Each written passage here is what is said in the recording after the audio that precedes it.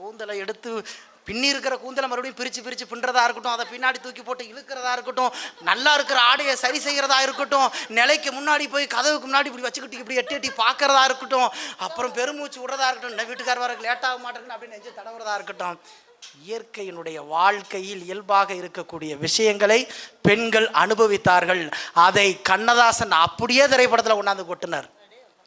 கண்ணதாசன் அப்படியே கொண்டாந்து திரைப்படத்தில் கொட்டினார். எப்படி தெரியுமா?